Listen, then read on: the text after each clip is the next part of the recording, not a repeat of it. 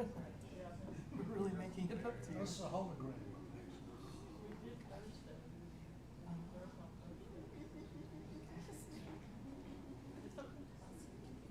Someday, I won't be the person who screws up the reservations. It'll be somebody else. We are going to hear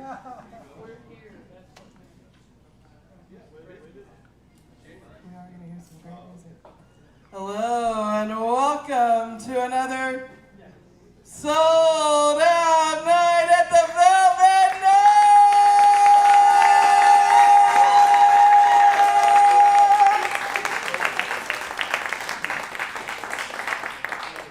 And the premiere of season 11 of Legends of Jazz!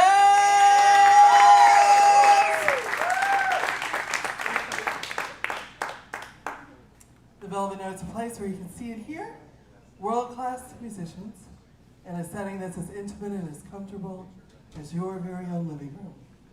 We give you a chance to get to know the musicians and to hear the music the way that it was meant to be heard. The Velvet Note is a listening room. We had our acoustics designed by a protege of the Hollywood director George Lucas, under his guidance, to be the highest quality, unenhanced sound available today. And we are on season 11 of this fabulous little experiment of ours called Legends of Jazz. Let me tell you about it.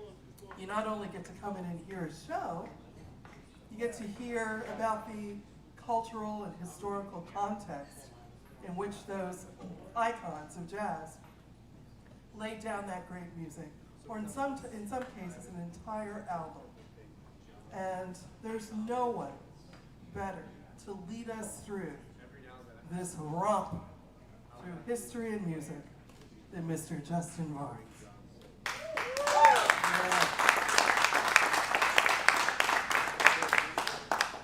Before I get into the luminaries who will be taking their places on the stage, I want to mention that we have a birthday. And you know, there's nothing I love more than birthday cake. Jennifer. Yes. Raise your hand, honey, so they know who you are. Happy birthday.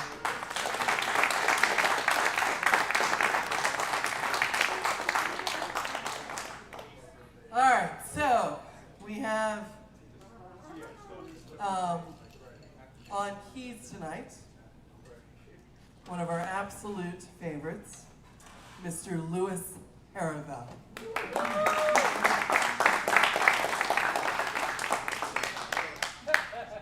And on saxophone tonight, he sometimes goes like this. I love it. Mr. John Sanford.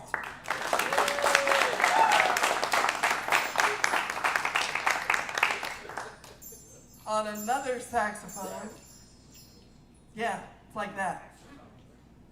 We have someone who's extraordinarily accomplished and looks like he's not old enough to get in. Mr. Luke Wellington!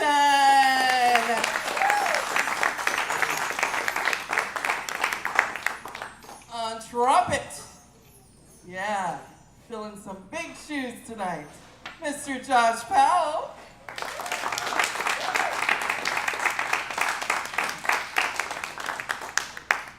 On upright bass, a gentleman we don't see nearly enough, Mr. Kelly McCarty.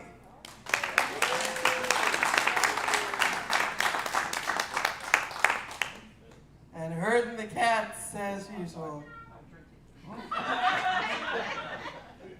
Just like that. The incomparable Justin Vaughn.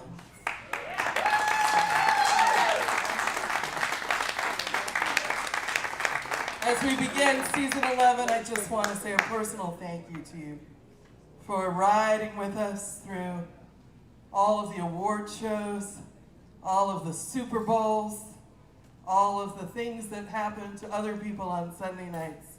You have been here. Yes, enthusiastically, curiously, wonderfully, and thank you. Put your hands together for the music and life of Miles Davis!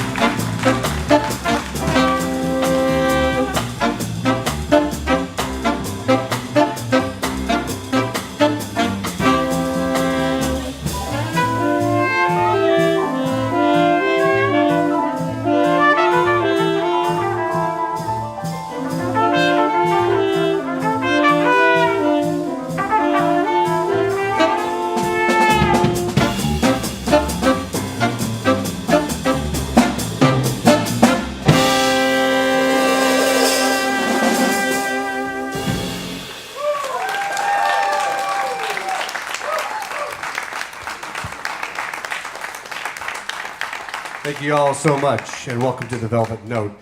Tonight we are going to celebrate probably the most famous and most acclaimed jazz album of all time, and that is Kind of Blue.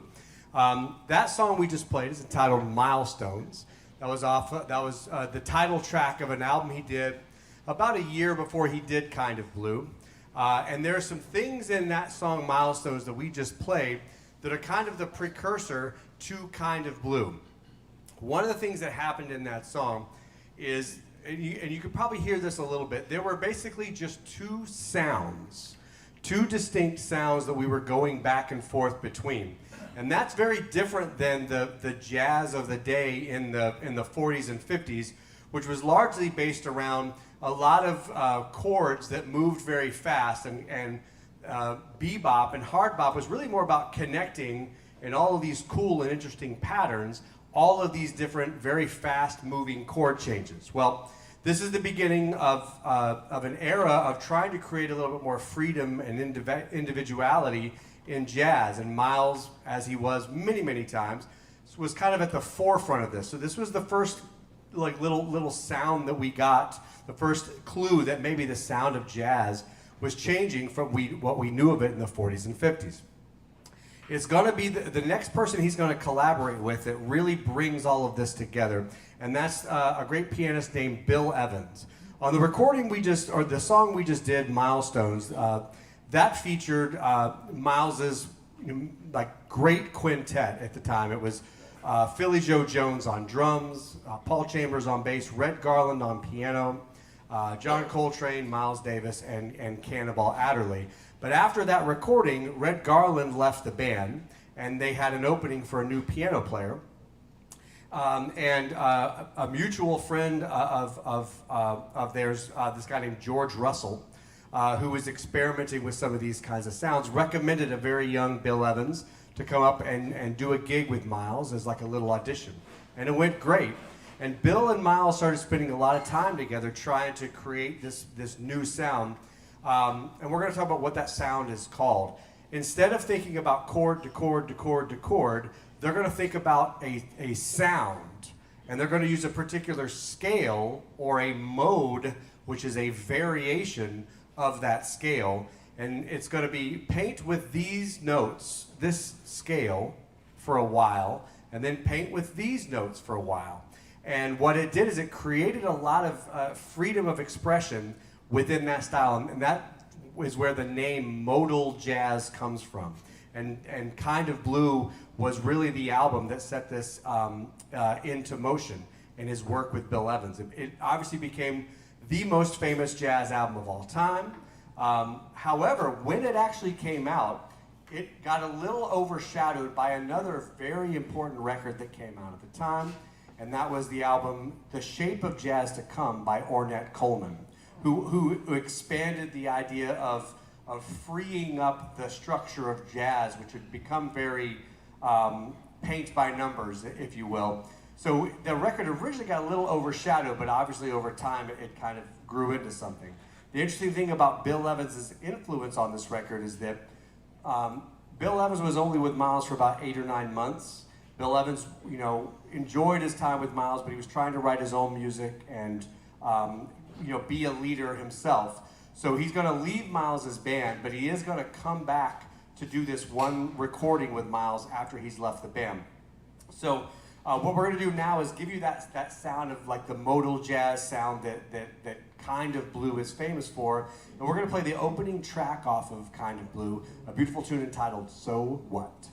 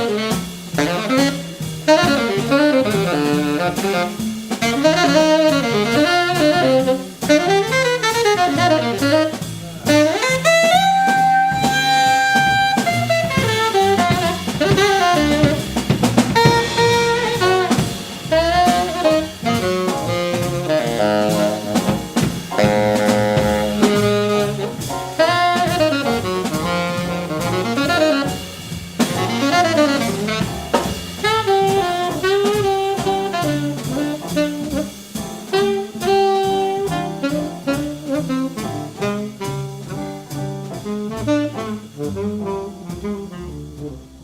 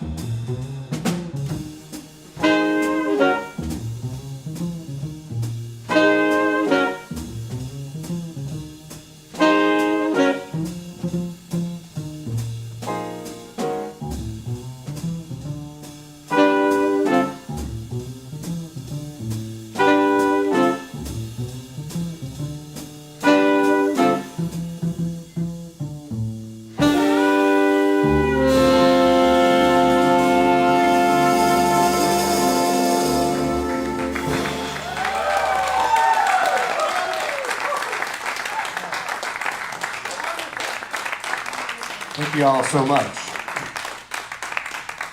And that's kind of what happened in that song. A lot of it wasn't planned, and that's really the appeal to what these great musicians, these forward-thinking musicians in the late 50s and early 60s were getting to, is more freedom and individuality within jazz. If you loosen the reins a little bit, you allow each of the soloists more time to actually tell a whole story and develop something. And for the rhythm section to maybe drop out and not play there, and more interesting things can happen. And this really was the appeal at the time. It happened that way. These sounds in that song. We had two different sounds. There was if you bring your notebook out, because I'll get super technical here, but there's one Dorian scale, which is a mode of the minor scale, and then we go up a half step and do the half step above Dorian scale, and those are the two sounds that we kind of go back and forth between. Also, one of the things that Bill Evans really did is he helped open up the chords so they weren't so tight-knit and almost big bandy where the notes were really close together. He'd take those same chords but spread the notes out into a more open sound, and it gave the soloists a little bit more room to move about the cabin, if you will. So I'm gonna demonstrate what the difference sounds like. So I'm gonna have Louis play, so the song goes chord, chord. Those two chords, this is what they would sound like if it was more like bebop or hard bop. So can you play those two chords in a closed voicing? Yeah.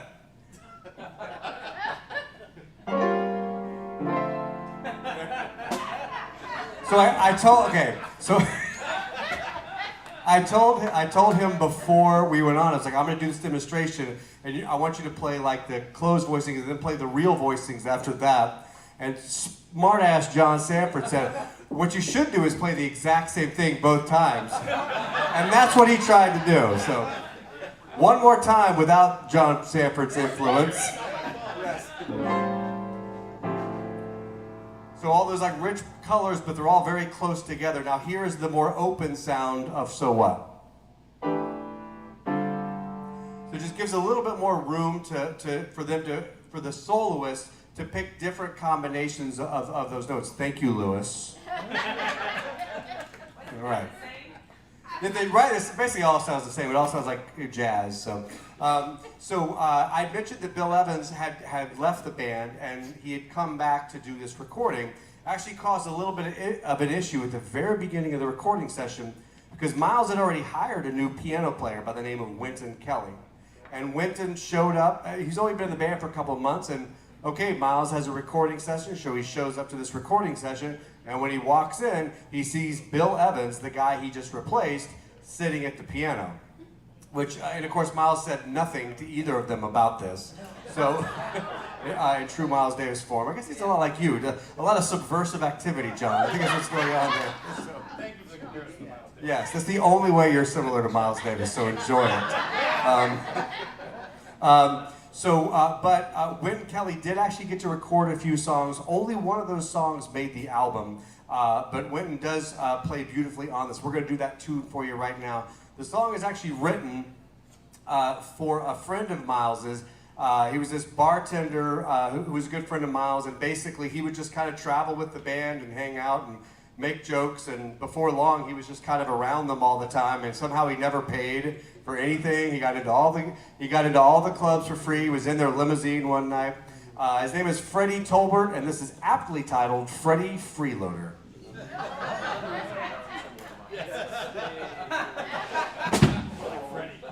Yeah, this is Freddie. Sanford Freeloader. 1, 2, 3.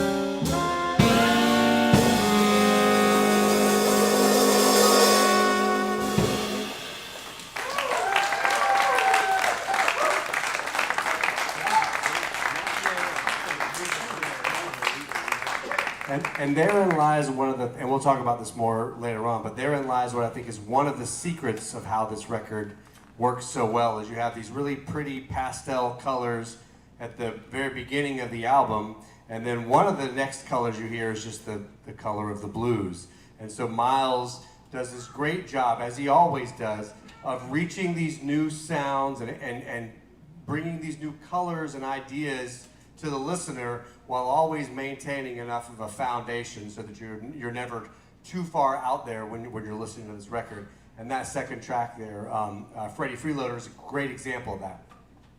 So I mentioned that Bill Evans and Miles Davis kind of collaborated on this. When they were together for those 8 months, they were listening to a lot of records together and talking a lot. And these, I keep talking about these colors and sounds and pastel colors and stuff. Well, what that really meant was they were listening to a lot of European composers like, Bartok and Ravel and Stravinsky, all this beautiful music with all these really cool, like impressionistic colors that really didn't exist in jazz at that time. And they wanted to try and figure out a way how to bring those sounds in, but then keep it improvisatory and open, like kind of like what we're trying to do here tonight. So Miles had a pretty ingenious idea. He got with Bill Evans and they kind of sketched out some chords that sound cool next to each other and some scales that kind of sound cool next to each other. But a lot of the stuff that is on this record wasn't mapped out ahead of time. He showed up to the recording session. They had no idea what they were going to record. And some of the stuff, he literally handed them a scrap piece of paper with a couple of chords or a couple of scales on it. And then they would essentially, during the song sometimes, Miles would figure out the arrangement and point to somebody and say, play this and play that. So they were all kind of figuring out as they go, and they left it really kind of wide open. One of the instances of that is the impetus for this next song that we're going to play, where Miles handed Bill Evans just a piece of paper with 2 chords on it. They kind of go back and forth here. He said, these are kind of some cool sounds, see what you can do with this. So Bill wrote this chord progression out, where the first 2 chords of the progression are those 2 that Miles did, and then he kind of filled out the rest. And it ended up being one of the most beautiful tunes on the album that Miles and Bill wrote together. We're going to play it for you right now. It's aptly titled Blue in Green.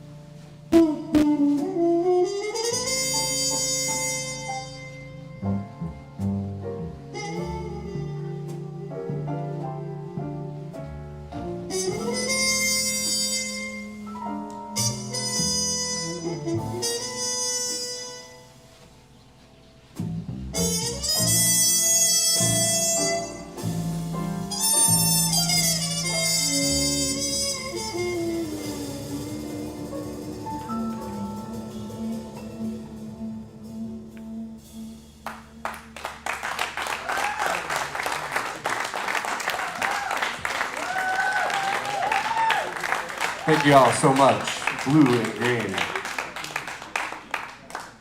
So this new way of playing that Miles kind of brought to his band, it really allowed each of them to be a little bit more themselves, and it impacted all of them. We're going to get into that in just a little bit, but I think the one it impacted most, if this record did anything, if the record didn't sell another, if it sold like 10 total copies, it still would have been one of the most important albums of all time, because this album in particular, and Miles's treatment of him, really unlocked John Coltrane. Up to this point, and this is the late 50s, Coltrane had been a fairly successful and mildly popular saxophonist with Miles a couple of years ago. He had some substance abuse issues, and Miles had to fire him. He moved back in with his aunt and tried to basically get himself back together. He rejoined Miles's band after he had kind of gotten himself together, and there were a lot of musicians, a lot of record producers that really thought that Miles had made a mistake in hiring Coltrane. There were some phenomenal saxophone players around in the late 50s. What was so special about Coltrane, who up to that point sounded like someone who was still trying to work it out? He was almost like trying too hard. But Miles knew that there was something in Coltrane that he could tap into. And on this record, what happened to Coltrane was he was so used to trying to cram everything he could think of into these tiny boxes playing more traditional bebop or hard bop jazz, that when things opened up and he didn't have to think so hard, a windfall, I should say, of sound and ideas started to come out. And from that point on, the Coltrane that we all think of, that did My Favorite Things, and that did Love Supreme and all these amazing things, you really can pinpoint this recording session as the beginning of what we all now know as John Coltrane. That's the freedom that was in this style of music. And every single person on this record sounds like themselves. They don't, Miles has a very sparing, minimalistic approach, very kind of muted sound. Bill Evans has a very soft touch, very pastel colors. Coltrane has this just voluminous amount of material he's trying to get out, and he can create all these beautiful cascades over this simple harmony. Alto saxophonist Cannonball Adderley, who's more of a blues and gospel player, that style of like hard bop blues and gospel saxophone also fits over this. If you listen to the record, you can hear every single musician sound different than the other, and it not only creates a lot of individuality within that music, but as the listener, every single soloist has a very different story to tell, and it keeps us, I think, more engaged.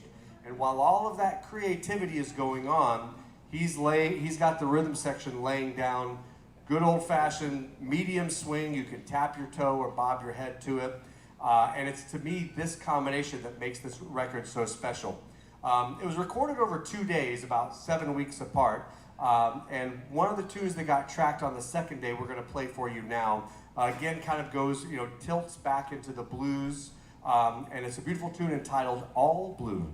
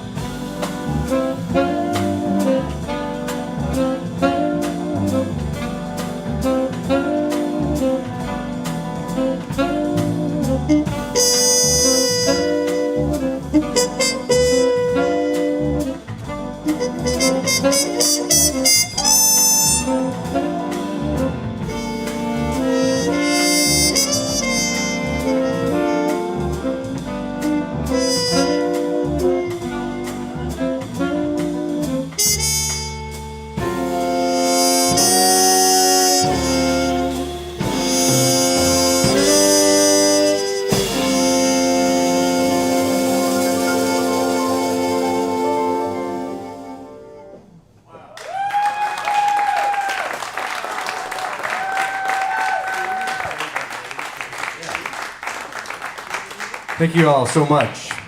So I had mentioned that there were two recording dates. The second one, which included that tune, All Blues. The last tune that they would record would actually be the last tune on the album. The album only has 5 tracks, and the last tune they recorded, it was inspired by a Bill Evans tune entitled "Peace, Peace." P-E-A-C-E-P-I-E-C-E. Did I do that right, John? Okay, peace, peace. I before E, except after peace. Okay, so that was the tune. It was called Peace, Peace, and Miles loved it. It was this very kind of open, pretty sounding thing with lots of cool colors and stuff. So he wanted Bill to write something kind of in that mode for this record. So he's going to write this tune that we're going to do. It's a beautiful tune entitled Flamenco Sketches, and there's a particular chord in here that kind of has that flamenco sound. And what Miles did was Miles wrote out 5 different scales. This is the entire song. He just wrote them out on a piece of paper and handed them to everybody and said, "This is the song. What we're going to do is you have 5 scale." I know, it was hilarious. When he first, I imagine being John Coltrane, you're like, "What is this nonsense, Miles? You've lost it." So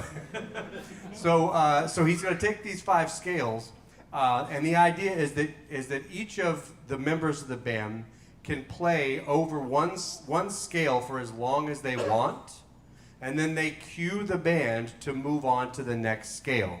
So they have 5 scales to get through, and that's it. There's no melody to the song. That's as simple as it is. And what was created on the album is just beautiful because it's the first time any of these musicians besides Bill had ever done this before. So the first time you hear Coltrane come in, it's the first time he's even basically looked at this, and you're hearing him discover all the cool sounds that you can use over these scales. This is the only song on the album that there exists 2 complete takes of. They took the second, I think they took the first or the second version, I don't remember, but everything else only has 1 complete take. That's not to say it was the first take. You can go back and listen to like the outtakes, and you'll hear that they'll start Freddie Freeloader or All Blues, and something's not quite right, so Miles cuts the band off. He doesn't want them to finish a take that doesn't feel fresh. So every other song, there's only 1 complete take of, except for this tune, Flamenco Sketches. And you'll probably see us kind of cue each other going from one scale to the next. So we're going to do that tune for you right now, a beautiful tune entitled Flamenco Sketches.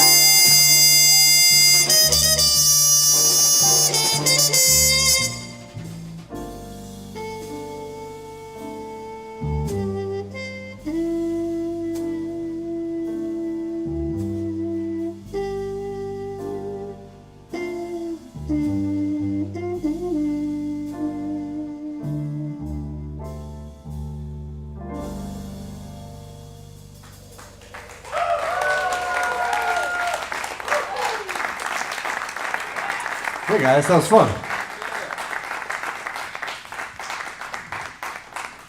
Flamenco Sketches. So those are the 5 songs off of Kind of Blue. Very short record, but not a single wasted second on that record. I think there are a lot of reasons, a lot of things that came together to make this the most popular jazz album of all time, this one of the most acclaimed jazz albums of all time. It's rare that an album can be so popular, but also be so good and not be overblown, and this record is absolutely that. There's a lot of things in play. One, obviously Miles. You know, this is a guy who it continually was at the forefront of the next thing happening.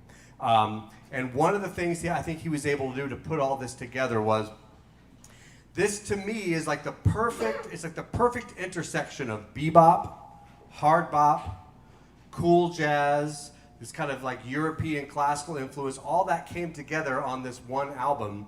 And if you think about it, Miles was involved in all of those genres. Miles was the trumpet player in Charlie Parker's first band. So he was at the very beginning of the bebop era. So he knows that music very well, and he watched it go to its peak and then start to fade away.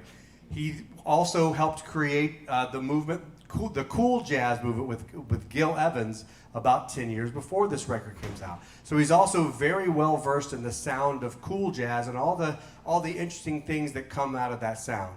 And then right before this record, he was really headfirst into the hard bop era. Things were, kind of louder and more aggressive, and that's exactly what Miles's band was before this came out. So there was no one better equipped to try to find the perfect balance between all of these different styles than Miles Davis. I also think the sound of the recording is incredibly important. He just recently got hired by Columbia Records. He was with a much smaller label before them, and the studios weren't as good. They didn't have as much time to really get the sounds right. And then when he finally got popular enough to get signed to Columbia Records, he was able to record into what was affectionately known as the Church. It wasn't just affectionately known as the Church, it literally was a church before Columbia rented it out and made it into a recording studio. Apparently, basically, they just essentially moved the pews, and then they put the sound booth like up in the balcony, and that was it. They just hung some microphones, but the sound in this studio was amazing. Frank Sinatra's New York, New York was recorded there. So many great folk and rock albums were recorded in this studio. It's called Studio C, 30th Street Studio, CBS Studios. There's like 8 names for it. But Kind of Blue is recorded in one of the best recording studios possible. So the sound is great. Obviously, these musicians, Cannonball Adderley goes on to have a phenomenal career. Obviously, Miles and John Coltrane. The rhythm section of Wynton Kelly, Paul Chambers, and Jimmy Cobb, they went on to play with lots of great people like Joe Henderson and Wes Montgomery in their own bands. And then Bill Evans obviously had a wonderful career. So it's all these amazing talents that show up at one time. And I think there's a couple other pieces. One of the most underrated pieces is if you put this album on and it starts, there's a certain vibe that the beginning of the record has, and it really never breaks that vibe. So you can put that record on, and as soon as you get the sound of it, that's it. You're good. You don't have to turn the volume down for this track or raise the volume for this track. You don't have to skip this track. You can have it on in the background. So it was very early on like this concept album where the entire thing has one really pretty sound all the way throughout. That's fireworks, not gunfire. Oh. I actually assumed it was Mackenzie's daughter, like kicking the bar with her feet, like. No, the city of Alpharetta is celebrating Miles Davis's. Hey, how about that? Thanks, Alpharetta. Where's my key? All right. That's right. We're oblivious to all that. We played under worse conditions, trust me. Kind of Blue, it has, up to this date, sold 5 million copies, which is quite a lot in a jazz career. I have a record out, it's been out for a couple years. I have sold 5 copies.